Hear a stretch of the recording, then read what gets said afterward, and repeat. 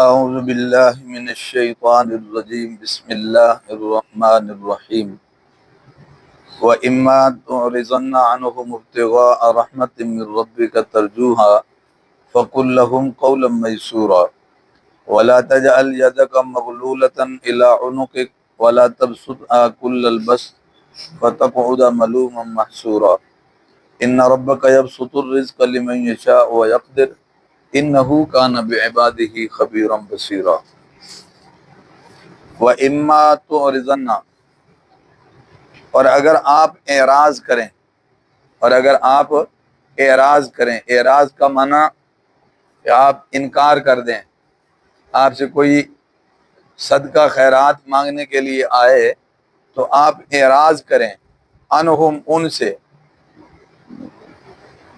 اگر آپ اعراض کریں ان سے، ابتغاء رحمت من ربک، اپنے رب کی رحمت کے انتظار میں، ابتغاء تلاش، یہاں انتظار کے معنی میں ہے، اگر آپ اعراض کریں ان سے، کن سے؟ ان مانگنے والوں سے جو سوال کرنے کے لیے آپ کے پاس آئیں، ان سے اگر آپ اعراض کریں ان سے اپنے رب کی رحمت کے انتظار میں، ترجوہا، کہ آپ کو اس سے امید ہے، تو فقل، فرما دیجئے، لہم، ان مانگنے والوں سے، قولا میسورا، نرم بات، آپ کہہ دیجئے ان سے نرم بات، یعنی آپ انہیں کہہ دیجئے نرم بات کیا ہے کہ بھئی جب آئے گا تو پھر دے دیں گے، انتظار کرو، ٹھیک ہے، ان کو جھڑکے نہیں، ڈانٹے نہیں۔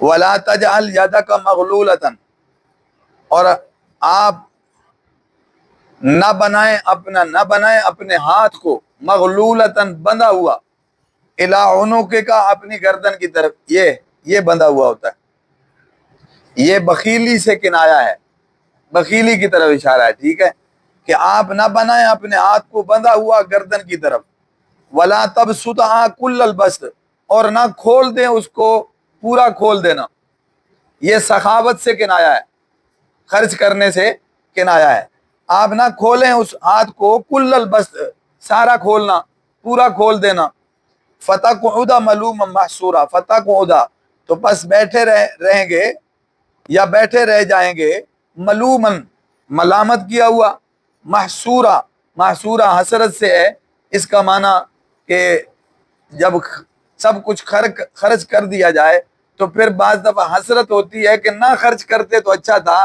تو وہ حسرت والی کیفیت سے بچیں۔ تو وہ حسرت کب ہوتی ہے؟ جب ہاتھ خالی ہو جائے، تو پھر محاورتاً ترجمہ اس کا خالی ہاتھ بھی کرتے ہیں، لیکن اصل وہ کیفیت ہے جس پر آدمی کو پھر حسرت ہوتی ہے، افسوس ہوتا ہے۔ تو یہاں ترجمہ بنے گا کہ آپ سارا ہاتھ نہ کھول دیں، کہ فتقعد ملوما محسورا، کہ پھر بیٹھے رہ جائیں گے ملامت کیے ہوئے، محسورا، خالی ہاتھ۔ سمجھ آ رہی بات جی؟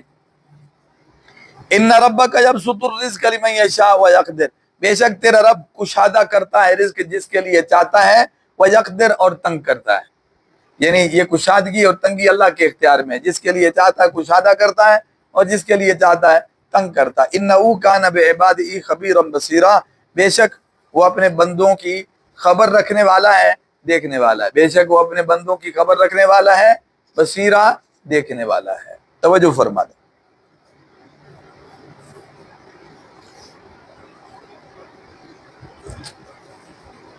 نبی کریم صلی اللہ علیہ وسلم کے پاس سوال کرنے والے آتے رہتے تھے، حاجت مند، سائلین، ضرورت مند، انہیں امید ہوتی تھی کہ آپ کے پاس کوئی نہ کوئی مال خرچ کرنے کے لیے آتا رہتا ہے، جس نے صدقہ دینا ہو وہ آپ کے حوالے کر جاتا ہے، خیرات کرنی ہو وہ آپ کے حوالے کر جاتا ہے، ویسے بھی آپ کے پاس جو ہوتا تو آپ اس میں کوشش کرتے کہ اسے خرچ کر دیا جائے، تو ایک امید لے کر آتے تھے سوال کرنے والے۔ اب یہاں تعلیم یہ ہے کہ اگر آپ کے پاس نہیں ہے، ظاہر ہے ایسے وقت پر کوئی آیا کہ آپ کے پاس مال کوئی نہیں ہے، تو آپ یہ نہ کہیں کہ چلو آپ بھاگ جاؤ، کوئی نہیں ہے، بلکہ آپ کو انتظار ہے کہ ہو سکتا ہے آج آ جائے، کل آ جائے، جیسے آدمی کو ایک امید ہوتی ہے کہ فلاں جگہ سے آنا ہے، کسی نے مجھے کہا ہے وہ دے جائے گا، ایسے امید ہوتی ہے، تو گویا آپ کو اپنے رب کی رحمت کا انتظار ہے۔ یہاں رحمت اس صدقہ خیرات کو یا اس رزق کو، اس مال کو کہا جا رہا ہے جو آنا ہے اور تقسیم ہونا ہے۔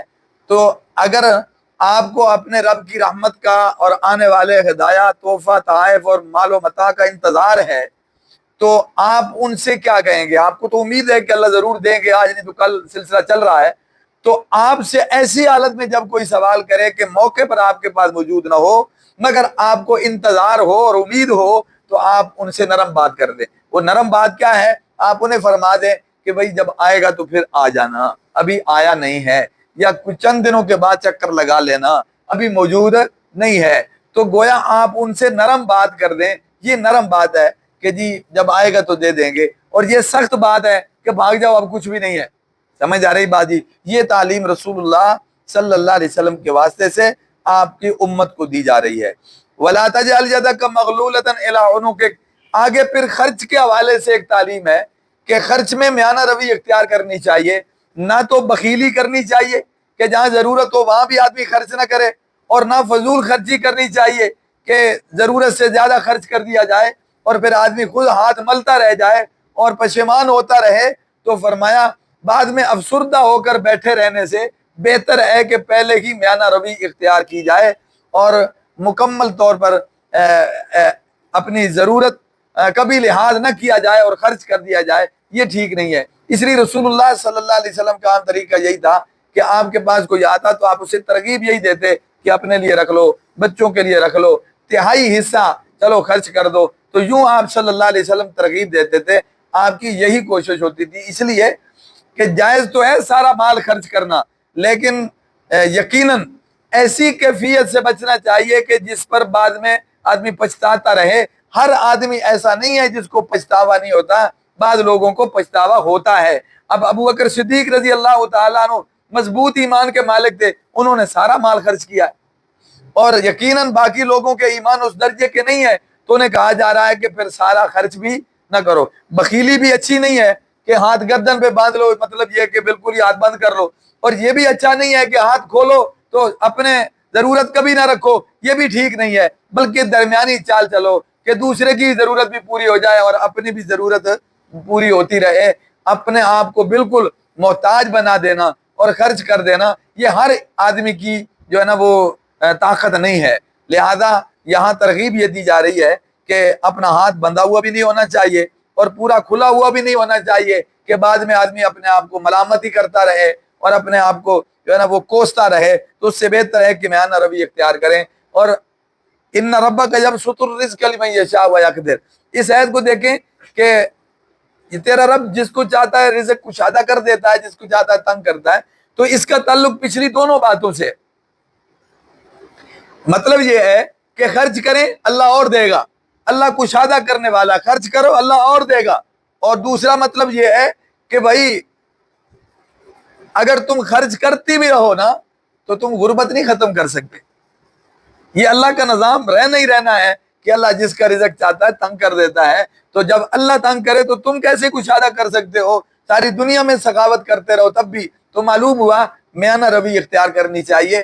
ہم ذمہ دار ہیں اپنے ملکیت کے اعتبار سے، ہمیں جو اللہ نے دیا ہے ہم نے اس کو اس کے حکم کے مطابق خرچ کرنا ہے۔ اس سے غربت ختم ہوتی ہے یا نہیں ہوتی، اس سے دنیا جہان میں کوئی بہت بڑا فائدہ ہوتا ہے یا نہیں ہوتا، ہم اپنے دائرے میں رہتے ہوئے اپنی ذمہ داری کو ضرور ادا کریں گے۔ اس لیے فرمایا کہ تمہارے بس کا کام نہیں ہے کہ تم لوگوں کے لیے جناب رزق کی کشادگی کر دو یا لوگوں کے لیے تنگی پیدا کر دو۔ یہ نظام اللہ کے ہاتھ میں ہے، تم کسی کو چھینو گے اللہ اس کو اور دے دے گا، تم کسی کو دو گے اللہ وہ بھی واپس لے لے گا۔ سمجھ آ رہی بات؟ تو یہ آپ دیکھیں آپ کے سامنے ہے، اللہ آزمائشوں سے بچائے۔ گھروں کے مالک گھروں سے باہر کھڑے ہیں، سب کچھ گھروں میں ہے اور اپنے ہاتھوں کا رکھا ہوا، اٹھانے کی مہلت نہیں ہے۔ سمجھ آ رہی بات؟ تو دیکھو جن گھروں میں پانی داخل ہوا، جن کے تہہ خانے ہیں، وہ تہہ خانے تو ڈیم بن گئے اور سامان وہیں پڑے ہوئے ہیں۔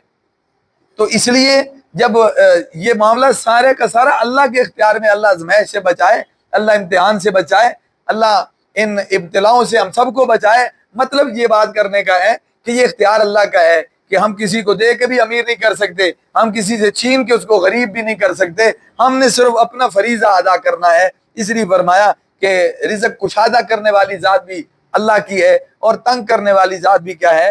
اللہ کی ہے، کیونکہ وہ اپنے بندوں کی خبر رکھنے والا ہے، دیکھنے والا ہے۔ تو اس سے معلوم ہوا کہ ہمیں تنگی اور کشادگی سے بے نیاز ہو کر اللہ کے دیے میں سے کیا کرنا چاہیے؟ خرچ کرنا چاہیے، اپنا فریضہ ادا کرنا چاہیے اور میانہ روی سے کام لینا چاہیے، تاکہ خود بھی تنگ دست نہ ہو اور اگلے کی بھی کوئی نہ کوئی ضرورت کیا ہو جائے؟ پوری ہو جائے۔ یہ اچھا نہیں ہے کہ آپ کسی کو تو دیں اور تاکہ وہ سوال سے بچ جائے اور خود سوالی بن جائے۔ سمجھ آ رہی بات؟ یہ طریقہ ٹھیک نہیں، میانہ روی سے چلنا چاہیے۔ اللہ سمجھ نصیب کرے، اللہ عمل کی توفیق عطا فرمائے۔